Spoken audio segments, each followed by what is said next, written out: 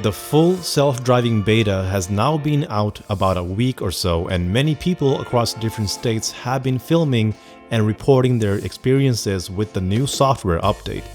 Though the software is working remarkably well, there are many cases where things just don't seem to work as they should. So in this video, we will look at a few clips from people who got the full self-driving beta and take a closer look into what works and what doesn't.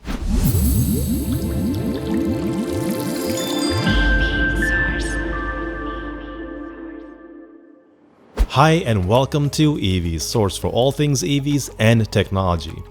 Just like many of you, I'm also very curious about Tesla's beta for full self-driving.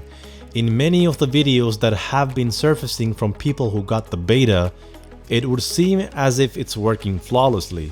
But if you keep watching, you will come across clips that show moments when the driver had to intervene. We know it's not perfect yet, it is in beta after all. But how good is it and how close is Tesla to achieving true level 5 autonomy? Well, that's what we're going to find out, so let's jump right in. Please support the people who filmed these clips by liking their videos and following them on Twitter and YouTube. You can find the links to the original clips down below in the description.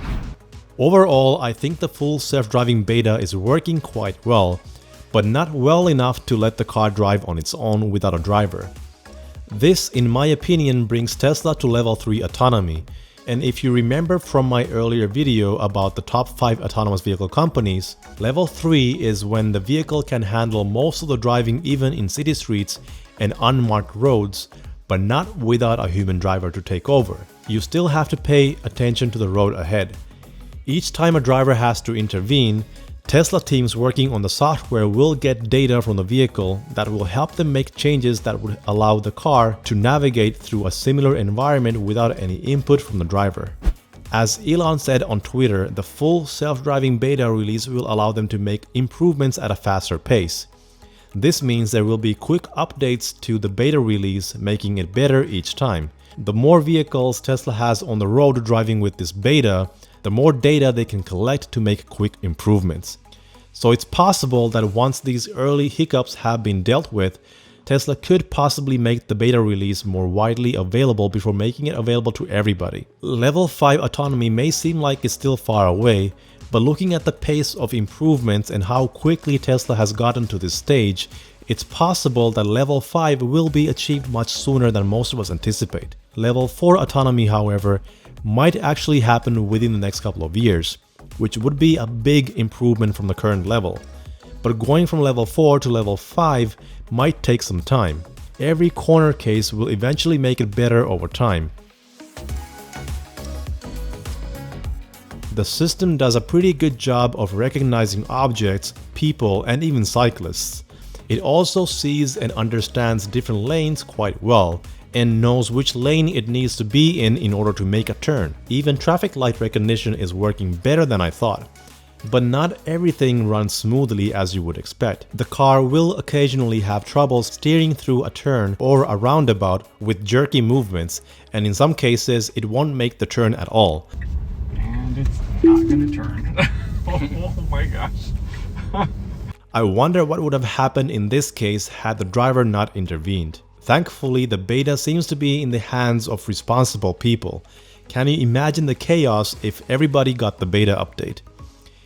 Here are a few instances where the car had some trouble navigating through the environment. It seems to have some trouble still with roundabouts, though in this case, after a few tries, the car was suddenly able to navigate through the roundabout flawlessly. See? It did it. I literally just did this and it didn't work. And now it worked. And now it worked. Did the car just learn? Is it possible the car could actually learn from the driver's corrections? It would be amazing if it did. Let me know what you think in the comments below. In some cases, the car is being overly cautious and takes its sweet time before moving. But that's a given at this stage since it's still in beta. The question is, will it make these decisions faster and more like a human would in the final release? It was super cautious. You see that? Yep. I had to disconnect. It was going to take the wrong exit.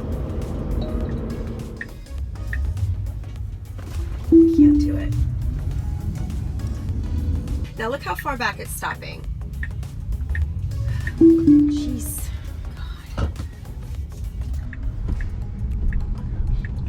Oh, Jesus. Oh my God. Yeah. And that's why this is still in beta. Here we see a Model 3 driving on a tight street with stop signs. There's a vehicle in the oncoming traffic and the car stops to wait for it to pass before continuing. It does this quite well aside from getting extremely close to the truck that was parked on the side of the road. Notice how the car stops for a moment before continuing as it makes its way back to the left side of the road. I think the ultrasonic sensors kicked in but just a little too late. It should have known the distance to the truck and gone around it without getting so close. But at the end of the day, it was able to avoid contact, so I guess that counts for something. Here's another case of going through a roundabout. It's able to go through, but not in a smooth way. It gets awfully close to the curb on the right side before making a quick movement towards the left. This move toward the left could be due to the vehicles parked ahead, but would it have moved the same way had there been no vehicles? We can only guess at this point, but one thing is certain, it still needs work to make these little things smoother. So is level 5 autonomy just around the corner? Will we see driverless autonomous cars roaming our streets very soon? Probably not. Although companies like Waymo are already operating at level 4, this is only within a well-mapped geofenced area.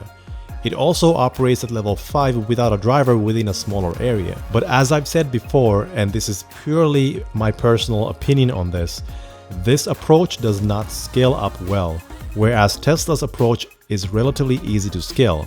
It might take longer, but it will work eventually.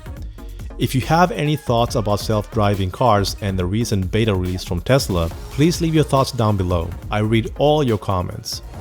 Once again, we are at the end of the video, and if you're still here, you are amazing. If you own a Tesla, get 10% off on your accessories when shopping at Abstract Ocean with the code EVSource. Also, don't forget to check out our merch store for shirts, hoodies, and more.